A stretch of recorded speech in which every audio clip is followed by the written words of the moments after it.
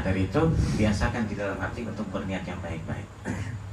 Niat hadir ke majelis, niat sholat tarawih, niat silaturahim, niat baca Al-Quran. Nanti aku kalau ada waktu saya mau baca Quran habis tarawihan. Ternyata ngantuk, dia nggak bisa, capek banget, lalu ketiduran. Dapat pahala niatnya. Karena niat baik itu belum dilakukan lagi sudah dapat pahala. Maka dari itu kata Ikrimah, perbanyaklah niat yang baik-baik. Kenapa? Karena riya tidak akan masuk ke dalamnya. Inilah yang dimaksud oleh hadis Nabi kita Muhammad SAW, niyatul mu'min khairun min amalihi. Niat orang mukmin itu lebih baik dari amalnya. Kadang-kadang niat kita melaksanakan sholat, lalu kemudian kita tuluskan niat tadi, berarti kita sholat. Bisa-bisa niat yang sebelumnya itu, sebelum kita sholat tadi itu lebih afdal daripada sholat yang kita lakukan. Kenapa? Karena niat kita yang pertama tadi, niat baik kita itu tulus karena Allah, ikhlas. Sedangkan sholat yang kita lakukan setelah berniat tadi belum tentu ikhlas, bisa jadi bercampur dengan riya.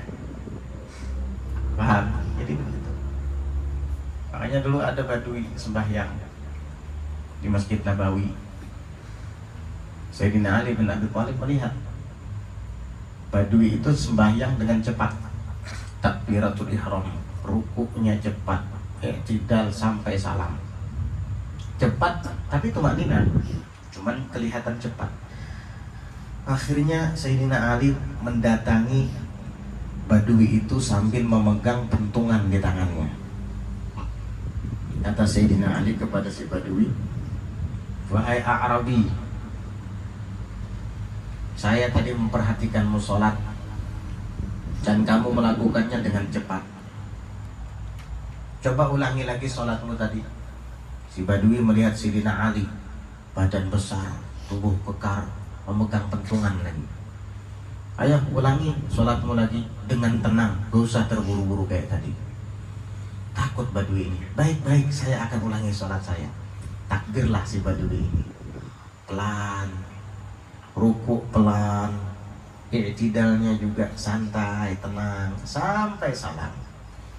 Setelah salam, Sayyidina Ali tersenyum dan berkata kepada si badui, "Nah," kata Sayyidina Ali, "bagaimana? Kan enak kayak gini.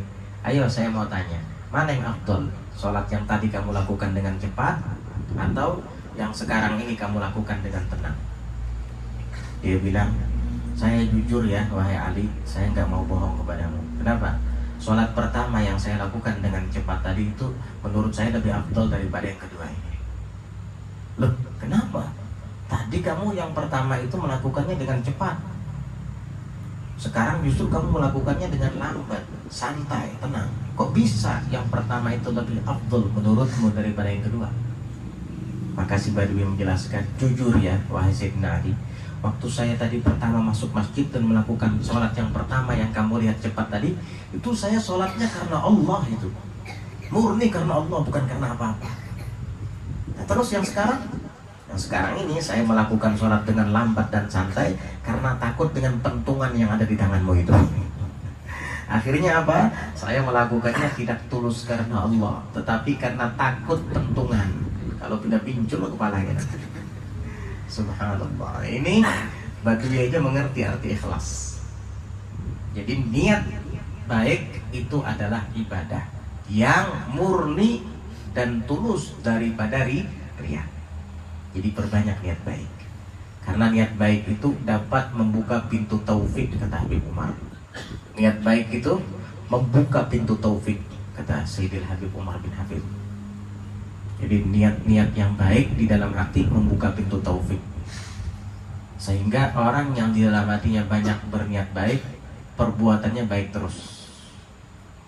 Sebaliknya, jika di dalam hati banyak menyimpan niat buruk, niat jahat kepada orang, naudzubillah min dzalik, awas kenaikan, kubalas. Dalam hati begitu. Berarti kan kamu niat tidak baik sama orang. Awas kenaikan, pertemuan aja. Macam-macam dendam. Ini dapat menutup pintu taufik, sehingga kamu tidak suka kebaikan, justru sebaliknya selalu ingin melakukan kejahatan. Waliyadzubillah.